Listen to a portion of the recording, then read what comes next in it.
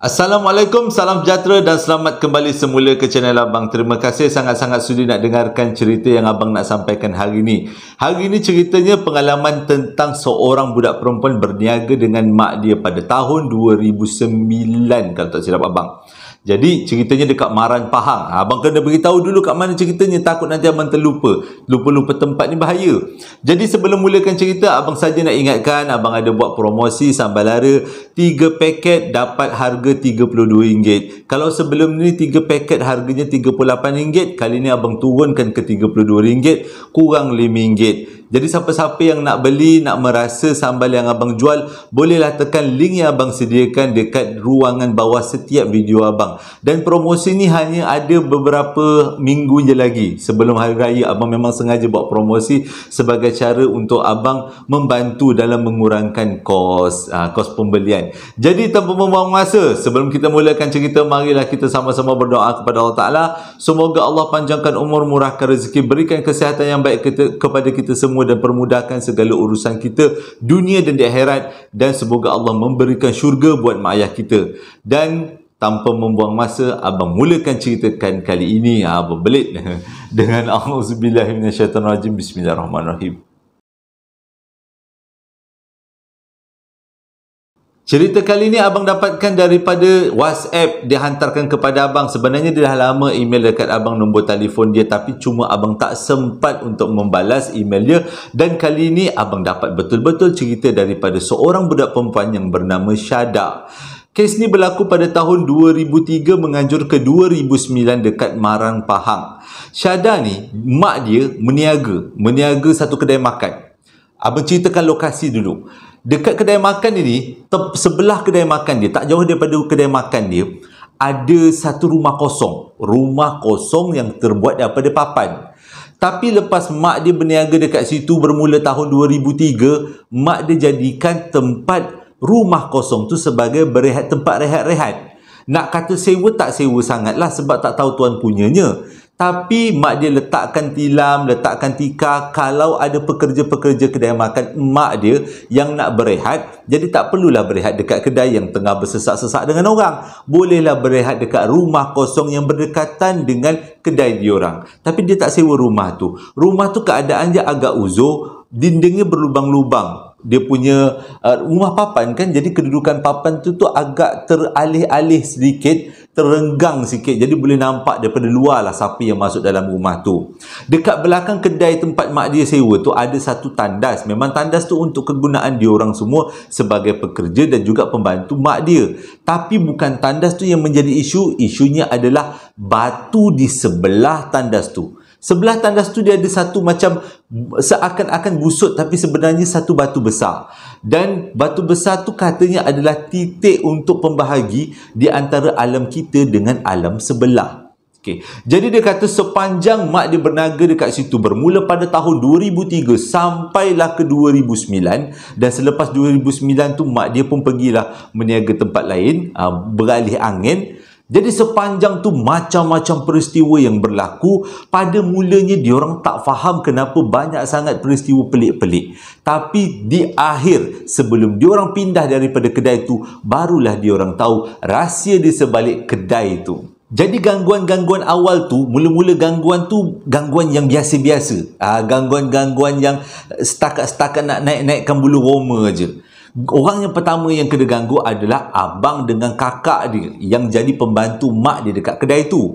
Mak dia pun ada banyak pekerja-pekerja lain. Makcik-makcik dia, lepas tu ada pekerja tukang masak luar, dan dia pun membantu mak dia. Syada pun membantu mak dia juga. Tapi yang kena dengki pada waktu tu adalah abang dengan kakak dia. Cerita dia macam ni. Waktu tu lebih kurang malam lah. Bila pelanggan tak berapa ramai sangat, kata Syada, malam tu kakak dia macam tak berapa nak sihat. Jadi kakak dia ambil kesempatan lah beritahu dekat mak dia, boleh tak dia pergi berehat dekat belakang kedai. Dekat belakang kedai tu macam ada tempat baring sikit. Jadi senanglah dia kata, adalah tilam kecil, ada totok, bersih lah dia kata, bersih belakang kedai tu. Jadi bolehlah baring-baring kat situ. Waktu tu malam. Kedai tutup selalunya pukul 4 pagi. Sebabnya kalau tutup sebenar pukul 2 pagi, menganjur ke pukul 4 tu sebab nak kemas-kemas. Jadi pada waktu tu lebih kurang pukul 12 malam. Tengah akak dia baring-baring, tiba-tiba akak dia kena hempap. tak boleh bernapas, menjerit tak boleh, bercakap tak boleh, bergerak tak boleh.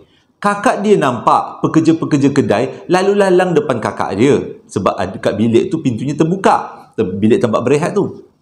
Jadi kakak dia nampaklah pekerja tu lalu lalang. Tapi kakak dia tak boleh nak panggil. Sampai kakaknya terpaksa berusaha sendiri baca Al-Fatihah secara kuat-kuat. Walaupun dia kata waktu tu dah macam bunyi lidah tu dah tak tepat kan. Baca Fatihah, baca Bismillah, bunyi lidah tak tepat. Tapi akak dia berusaha baca sampai habis. Habis je baca Fatihah, terus hilang hempapkan misteri tu. Dah tak ada hempap-hempap lagi. Itu yang pertama. Yang kedua, abang dia pula. Jadi selepas kakak dia kena, kakak dia ceritalah dengan yang lain-lain, pekerja-pekerja dan juga mak dia. Termasuk dengan Syahadah sendiri. Ceritalah tentang kakak dia kena hempap. Jadi kebanyakan daripada situ beranggapan mungkin kakak dia seorang je lah yang kena. Yang lain semua mustahil lah. Sebab kedai ni keluar masuk orang. Tempatnya sangat strategik. Tepi jalan. Memang jalan laluan. Jadi mustahil lah kena hempap-hempap. Orang yang paling tak percaya orang yang paling tak percaya ialah abang dia.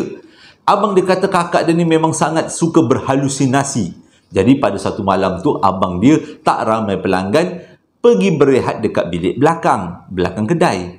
Jadi tengah-tengah dia baring, sambil-sambil dia terfikir, betul ke adik perempuan dia ni pernah kena hempap dekat bilik ni? Ya je, entah dia saja je krem-krem satu badan sampaikan olok-olok macam kena hempap. Tak sangka habis je abang dia berfikiran macam tu, fikiran-fikiran yang mengejek-ngejek macam tu, terus abang dia terus tak boleh bergerak.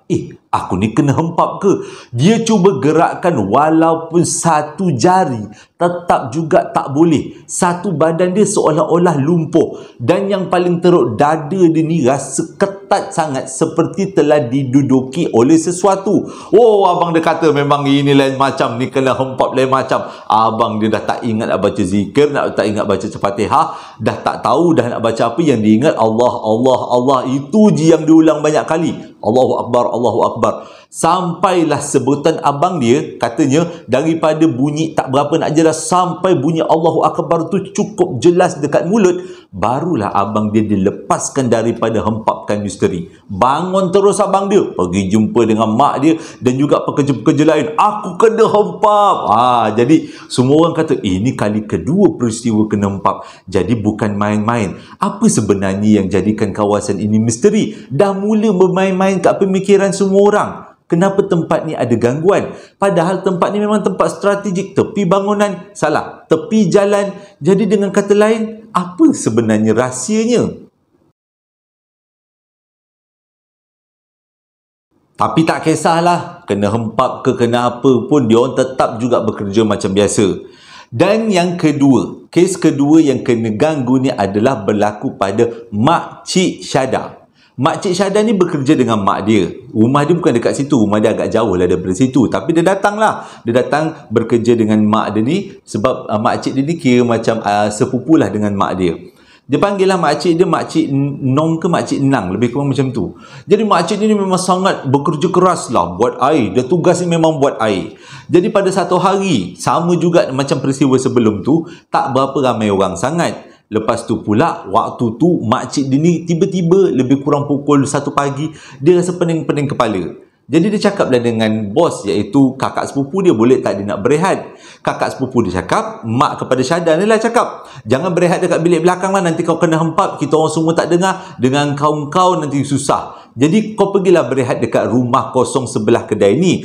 Kakak dah sediakan tempat tidur, kakak dah kemas-kemaskan. Mula-mula si Makcik Syahadah ni rasa takut juga. Sebabnya, walaupun rumah tu sebelah kedai, tapi rumah tu rumah kosong. Walaupun dah dibersihkan dan diletakkan dengan tilam, dengan toto, dengan bantal, memang sesuai lah untuk baring-baring. Ada kipas pusing-pusing kepala lagi, tapi tetap juga tu rumah kosong. Jadi, Mak Syahadah cakap, jangan risau. Itu aku dah kemaskan, aku dah baca-baca ni. Kau pergilah baring kat sana. Nanti kan kau punya kepala pening pula. Jadi disebabkan kepala ni dah bertambah pening, si makcik ni tadi pergilah ke rumah sebelah. Mula-mula masuk pun seram-seram juga, bagi salam kuat-kuat. Tapi bila dia tengok tak ada apa-apa, dia pun baringlah. Dekat dalam rumah tu adalah lampu, dia pasanglah lampu dan ada toto, ada tempat tilam, jadi bolehlah baring. Kedai tutup kan pukul 2. Pada waktu tu dia masuk lebih kurang pukul 1.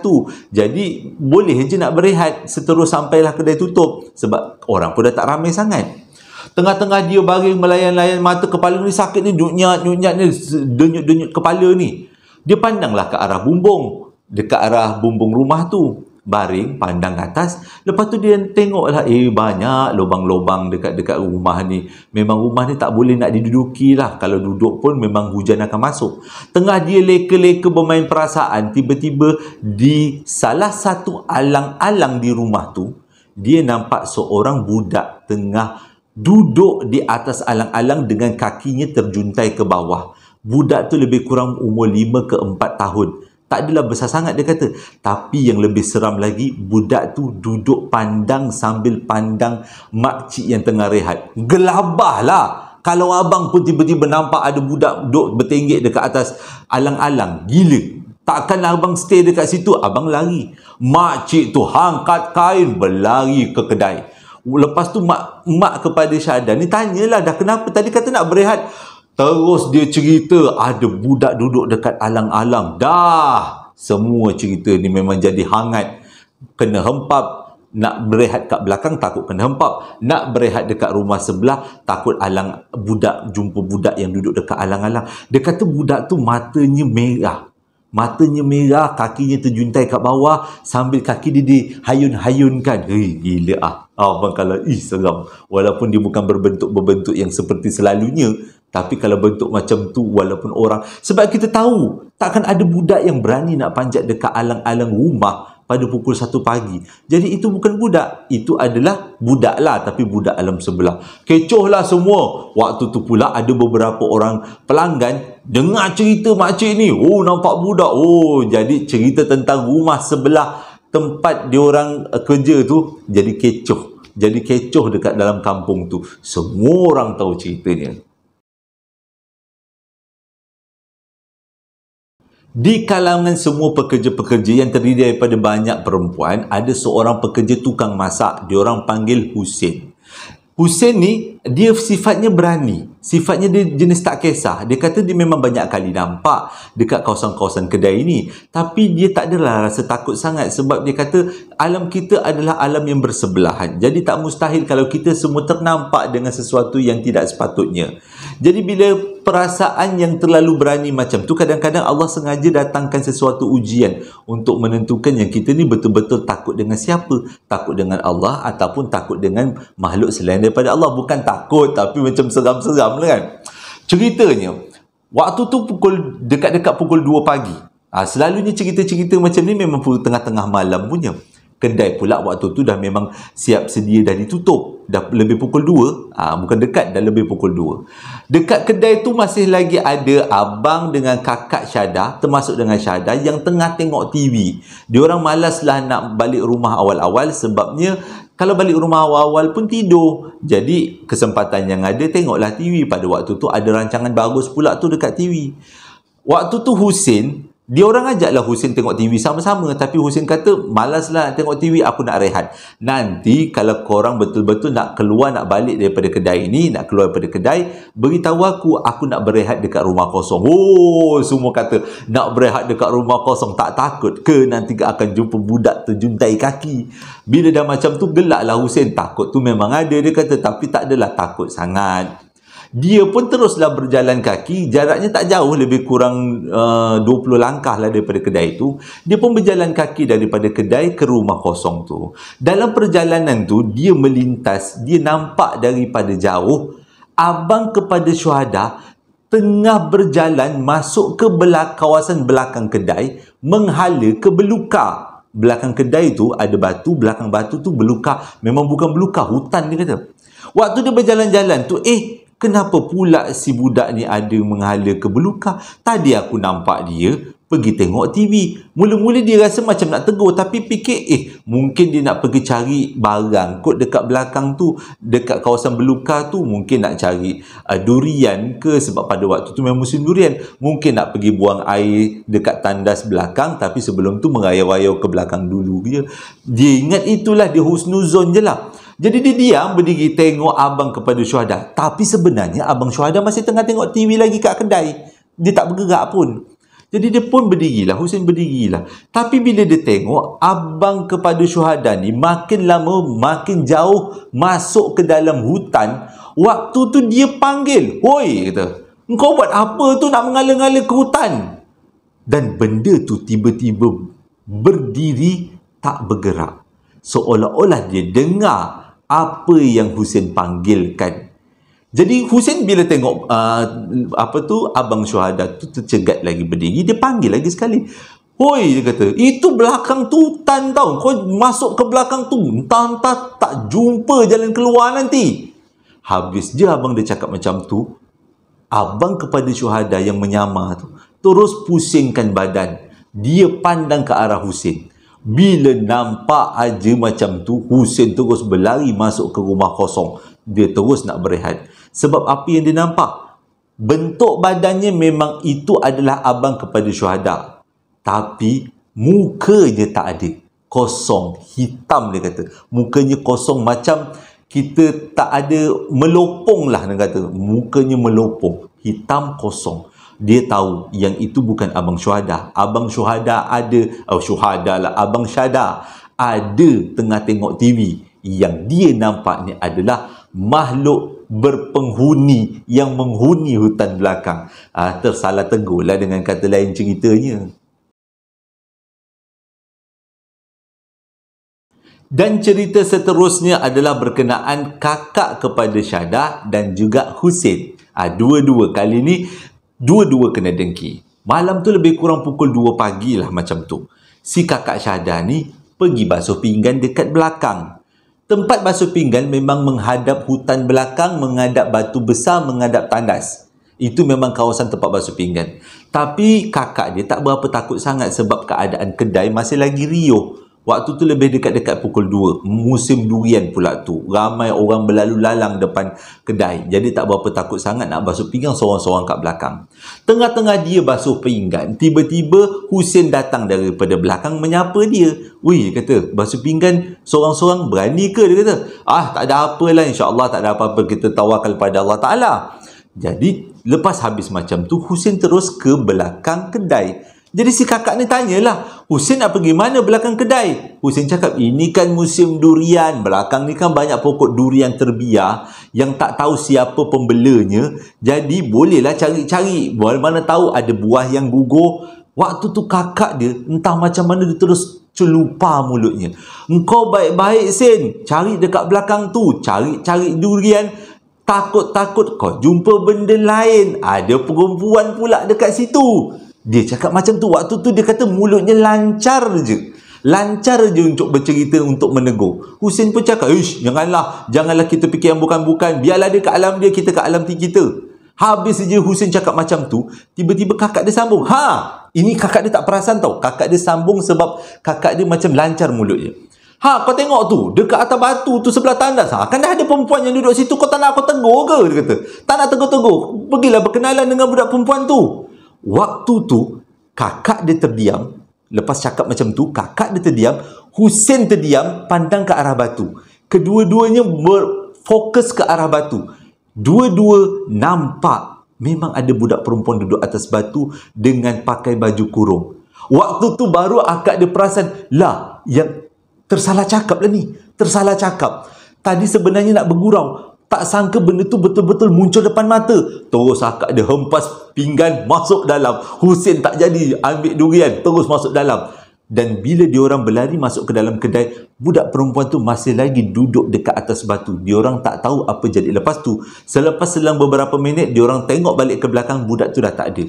Jadi sebenarnya pada waktu kejadian tu dia hanya nak bergurau. Yelah macam kita lah, tiba-tiba nampak tu orang melintas, tu orang tengah duduk atas batu. Kita terus lancar je sebut. Tanpa kita sedar yang kita tegur tu adalah kemunculan makhluk alam sebelah secara tiba-tiba.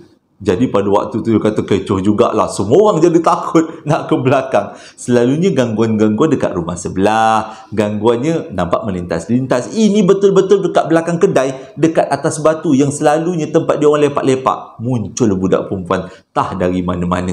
Kesan daripada peristiwa tu, kakak si Syada ni demam panas. Sampaikan terpaksa dibawa pergi jumpa seorang ustaz. Ustaz tu pun tak jauh juga daripada kedai dia orang. Ustaz tu bolehlah mengubat. Jadi ustaz tu mengubat, dimandikan kakak ni dengan air bacaan ayat suci Quran lah. Dimandikan sebanyak 3 kali. Kali ketiga kakak dia dimandikan dengan air daun bidara. Awak nak cakap akak dia dimandikan dengan air daun bidara. Tiba-tiba akak dia mengalami peristiwa yang pelik. Pada hari ketiga mandi waktu maghrib. Mandinya waktu maghrib dekat rumah tok guru tu, imam tu. Selepas habis mandi, kakak dia balik ke kedai. Lebih kurang pukul 10 malam. Satu kejadian yang pelik, kakak dia cakap, dia nampak dekat belakang kedai dia orang ada banyak orang. Dan orang tu keluar daripada belukar tah mana-mana, dia kata ramai dan bentuknya memang macam manusia. Semua lalu dekat tepi kedai. Lepas lalu dekat tepi kedai, dia orang seberang jalan masuk dekat hutan berdepan dengan kedai. Depan kedai ada jalan, seberang jalan ada hutan. Jadi orang-orang tu berjalan daripada belakang kedai dia orang menghala ke depan kedai dan masuk ke belukar depan kedai tu. Waktu tu kakak Syada rasa macam ini orang ke bukan, orang ke bukan. Tapi bila dia fikir-fikirkan balik, mana ada orang keluar daripada belukar ramai-ramai dan macam satu kampung, lepas tu masuk ke dalam belukar yang lain dalam keadaan tak bawa lampu picit ataupun tak bawa obor ke andang ke, tak ada. Jalan togel macam tu je ramai-ramai. Ada yang kecil, ada yang besar. Jadi selepas tu kakak dia tambah demam lagi 3 hari. Terkejut punya pasal. Kena mandi lagi air daun bidara. Tapi alhamdulillah selepas habis mandi air daun bidara, akak dia pun pulih macam biasa.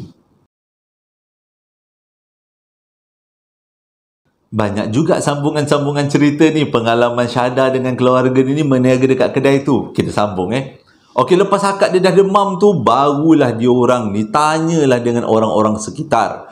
Tanya dengan orang sekitar sebenarnya ke mana keadaan, kenapa keadaan kedai dia orang macam ni. Jadi ada seorang makcik. Makcik ni pula tuan punya kedai asal. Dia yang sewa kedai tu dengan mak kepada Syada. Dia sewakan sebab mak Syada nak berniaga kat situ. Dia kata akak lupa nak, makcik lupa nak beritahu. Dia kata sebenarnya belakang kedai belukar tu dan belukar di depan kedai tu adalah perkampungan orang bunian. Memang dulu-dulu kita semua tahu dia orang kadang-kadang melintas jalan, kadang-kadang dia orang muncul, dan orang-orang kampung ni memang tak heran, memang selalu nampak dia orang melintas-lintas dekat kawasan ni. Jadi dia kata dulu ada orang berniaga dekat kedai ni pun sama juga mengalami peristiwa yang sama, didengki, dihempap. Jadi bila dengar macam tu, Mak Syada pun anggap benda tu satu biasalah. Dia kata inilah sebenarnya puncanya, sebab depan kedai dengan belakang kedai tu kampung. Jadi sambung makcik tu lagi, dia kata dekat depan kedai dia orang tu kan ada belukar kan. Dekat dalam belukar tu ada satu perigi. Tak tahu siapa yang gali, tapi periginya dalamnya cantik, seperti dihias-hias. Ada ikan dalam perigi tu, tapi keadaan perigi tu seolah-olah ditanam rumput-rumput seperti dalam akuarium. Pelik. Dan kalau berjalan depan sikit lagi ada 2 kolam ikan, dan kolam tu sangat jernih. Dan kolam tu memang semua orang tahu adalah kolam kepunyaan makhluk alam sebelah, orang bunian alam sebelah. Puncanya dia kata, dulu waktu dia, makcik tu pindah mula-mula dekat situ, dia pernah bawa anak dia pergi, anak dia, suami dia, sama ramai-ramai memancing dekat kolam depan tu. Jadi waktu tengah memancing tu, si anak ni yang paling kecil tiba-tiba tegur, "Mak, kenapa dekat sekeliling kolam ni ramai orang, Mak?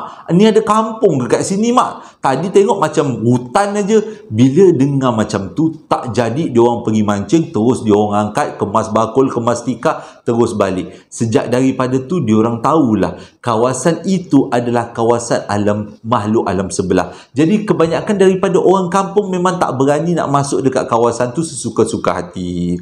Jadi nak jadi cerita, Pada satu hari, rehatlah waktu tu kedai tak buka. Syahda dengan pekerja-pekerja mak dia, termasuk dengan kakak dengan abang dia, konon-konon nak pergi explore. Pergi masuk ke dalam hutan di depan kedai. Jumpa dengan perigi tu. Memang pelik. Dalam perigi tu ada buaya pula dah. Ada ikan. Dan dekat ikan tu pula, dalam perigi tu ditanam dengan pokok yang berwarna-warni macam dalam akuarium. Tapi bila tengok macam tu, walaupun keadaan waktu tu siang, dia kata seram. Jadi seram sebab seperti perigi tu dibela-bela. Lepas tu ada juga pekerja-pekerja mak dia. Jomlah kita jalan depan sikit. Kita cari kolam renang.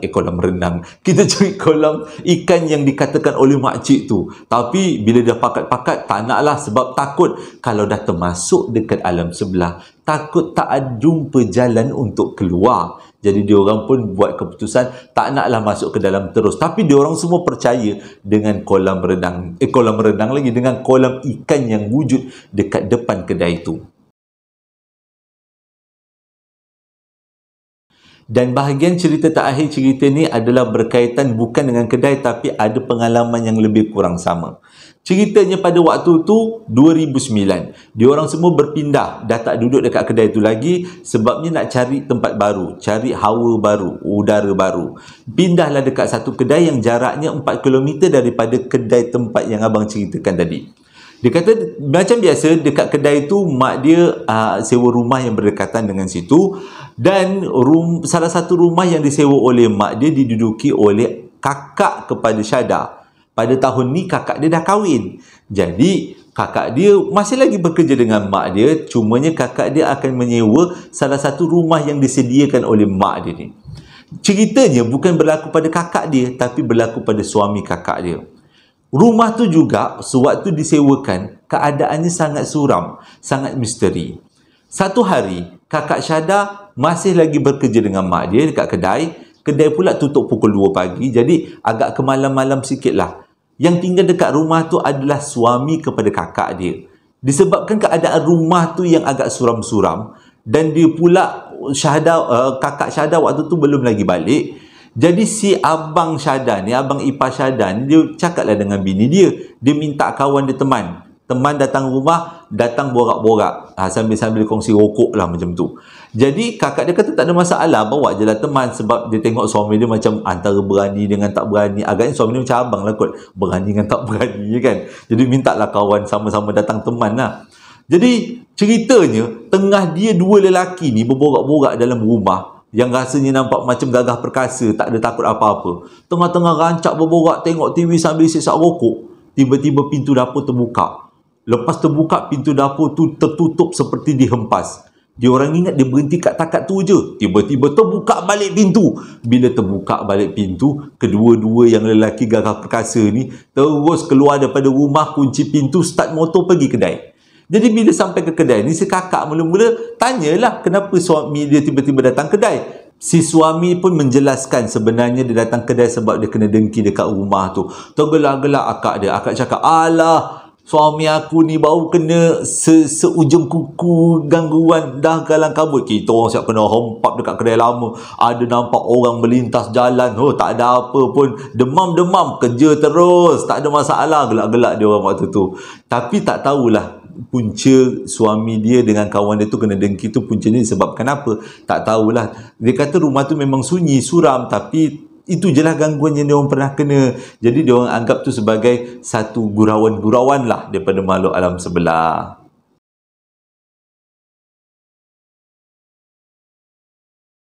Terima kasih dengarkan cerita yang abang sampaikan. Moga-moga menjadi hiburan dan iktibar kita semua, menjadi peneman pada yang tengah driving, menjadi peneman pada yang tengah buat kerja dekat office, buat kerja dekat rumah. Jadi bolehlah dengarkan pengalaman-pengalaman yang abang sampaikan ni, semuanya benar-benar berlaku. Tapi kalau dia orang tipu kat abang, abang tak rasa dia orang tipu. Sebab tengok daripada jalan cerita, kita tahu kan jalan cerita yang kalau yang tipu tu abang rasa ceritanya macam terlalu beranimasi sangat. Tiba-tiba nampak nenek tu bertukar menjadi Wolverine, tu memang nampaklah yang mengarutnya. Tapi cerita-cerita pengalaman yang abang dapat daripada ramai orang ni dikongsikan kepada abang, jadi iktibar dan hiburan untuk abang juga. Terima kasih sekali lagi sudah dengarkan cerita abang kali ini. Hingga berjumpa lagi dalam Ramadan akan datang, bukan Ramadan, dalam 2 hari akan datang. Assalamualaikum warahmatullahi wabarakatuh.